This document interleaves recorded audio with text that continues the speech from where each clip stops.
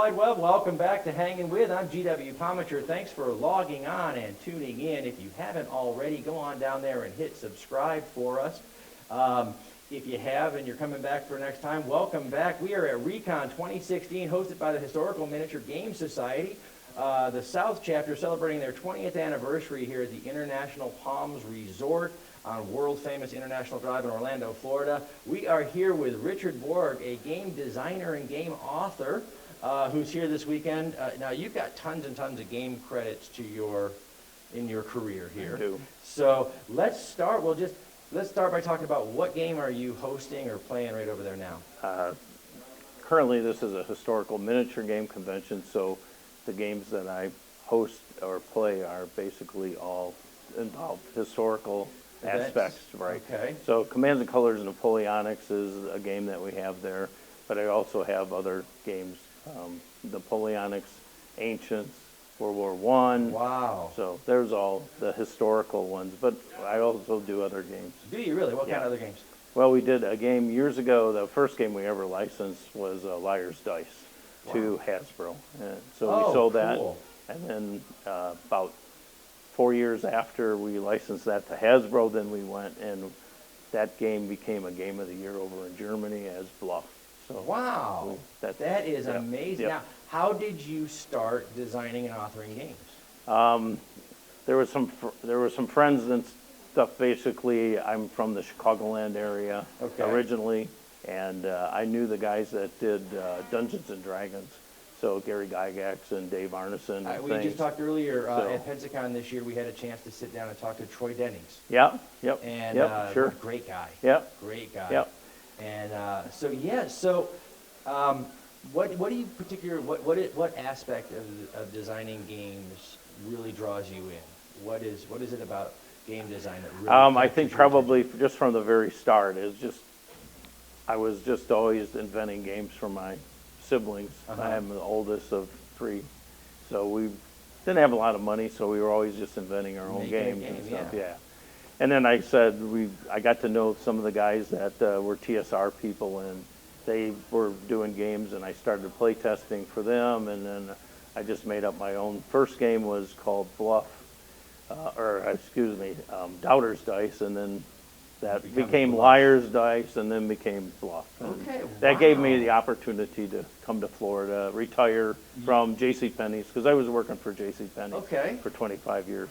The best advice I ever got was, don't quit your day job, because, still work that. As an independent author, that's the best advice that I've ever got, too. Don't quit your day job. Yeah, just go ahead and keep working at that. So I created a different kind of day job. Welcome to the show. Right, there you are. That's good. So what are some of the most daunting challenges that face you when you sit down to start to design a game? Actually, I'm to a point in my life now where people come to me and ask me to design a game. Okay. So I'm pretty lucky there that I've got enough people, not only just in the hobby business, but also in some of the bigger game companies. They'll ask me to design a game about a movie or about a. Really? Yeah. So it's not. What's the most recent design that you've done? Or the ongoing project, maybe. Pretty much right now, it's all the historical stuff, because all the games that we are doing here have expansions, and it's easier to do an expansion for a game that's already out in the market, and we know we can sell 5,000 copies or whatever already. Now, when you do a historical game, a historical miniature game, and then you work on different expansions for that game. Yep. Do those expansions always fit into the historical model, or do you do some more creative aspects within that? Pretty much when I'm doing something historical, it's based on history. The reason I asked is one of the gentlemen in the other room yesterday, we were getting a feel for the room, and he was doing the Battle of Stalingrad. Right. However, about halfway through the game, he switched it up and added zombies. That's right. And so it went from Nazis versus the Allies to, I don't know who was versing the zombies. Both of them, I hope. Both of them. I hope. Yeah, because Nazi zombies are really scary to me. Right. So, but yeah, it was interesting to see that he had a historical development. They played the game historically for a while. Yep. And then he just, it's the zombie apocalypse now. So it's kind of interesting to see. I have done some fantasy games too, coming out of the Dungeons and Dragons stuff. I Yeah. did a whole game called Battle Lore, and we did that with Days of Wonder, and then it's been picked up by Fantasy Flight. And Now, this we do appeared- that. this- we were walking That's all around- fantasy. We were walking around the conference. This is a big earlier we called it a hobby, but I'm going to hesitate to do that. It's pastime. Sure. Because the intense detail and the work that goes into Right. not just the development, but just gameplay Sure, sometimes sure. Is intense. Do you play as well sure, as designing? sure. What- Not as much as I used to. Not as much as you because most of the time, like you, being a writer, you don't sit down and read as much as you used to because you're Exactly. writing. That's right. And when I do read, a lot of times it's fellow authors' work. Right. And you're reading it with a critical eye versus reading it for fun. That's very And true. so you kind of want to turn that off every once in a while. Like, I don't want to do that. You know? That's right. But yeah. So what was the very first game as a player that you were enthusiastic about playing? Think back. Go back there. You know, I think we all were raised on Monopoly, and okay. I can remember playing Chutes and Ladders and Sorry and all Yeah. those. The game that got me into military stuff was Risk. Risk. Yeah, so that's the That's game. probably, for me. when people think of what we're doing here at the conference, that's probably the biggest thing to equate it with. Most is people probably aware. Commercially, it would be Risk, Risk. yep, And Risk. then, of course, there's huge things. Now, we talked earlier, the gaming community, as we've talked to people here, gamers we're not just geeks. We are the geeks. We really, I Okay. talked to so many of the folks in there. All We have right. game designers in there from Stalingrad and zombies to Yep. historical World War II to the French Revolution Sure. to Star Trek and Right. everything in between. Sure. So we're the ultimate pop culture geeks. Is So we've been asking people questions, current events questions, okay? Sure. Big things going on right now coming next week. Iron Man or Captain America? Whose team? I don't care. Really? Wow, that's fantastic. I really don't care. Okay. If you go back in my history, though, years ago, before this whole comic thing really Yes. took off in movies, Yep. we did a number of games for Marvel.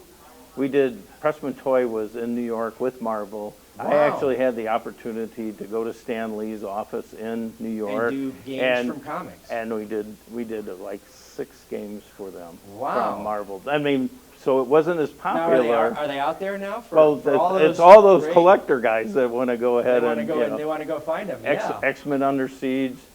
We did Deck the Mutants was a card game. Deck the Wow. Mutants, so it was kind of like a Yeah. play on words. Yeah. We did a couple other X-Men game and stuff too. So That's it's- amazing. But Guys, if it's you're- not as I mean, it wasn't as popular then. So you're not Which is selling funny. hundreds of thousands of I was them. gonna It say, was like it's amazing. thousands. You guys were doing games for these storylines that in a time when they weren't a pop culture phenomenon. Oh no, not at And all. here we sit the 21st century. It is just Oh, it's exploded huge. Yeah. between the cinematic universes that have brought it to the big screen, Right. all the little screen stuff. Yep. There's every channel. There's a DC or a Marvel Right. happening in the world, Yeah. and so it's so huge right now. And I don't follow a lot of the gaming community. This is actually a great introduction for me to. Oh, it's this. amazing. It's amazing. Yep. But We did a Star Wars game 2 years ago. We did a collectible Star Wars game. there's a fella in there that's got a Star Wars game that's been expanding for a few years now. Yeah. That has started Unbelievable. out with the original movies and Sure. extended universe. Sure. And now it's expanding Yeah. as the new universe expands. It's an amazing thing. Yeah. It really is. It's phenomenal. And it's great to see it go sort of mainstream. These were lonely rooms at one time, and they're not anymore. No. They really aren't. It's really This gotten is a mainstream. actually a very small convention considering some of the larger ones. You take Historicon, and then you're talking about Gen Con, which is kind of the mother of all. That's what they tell me. It's like 60,000, Wow. They basically take up every room in Indianapolis, so. That is huge. fantastic, really. What are you most passionate about in gaming? Do you like creating? Do you like playing? Actually, I don't have an opportunity to play as much. What my enjoyment now is after I design a game, seeing a lot of people just play and enjoy the game. And you have you're. And I do have to say, it's just all not me. I mean, I got a group of guys here in the Awesome. Orlando area.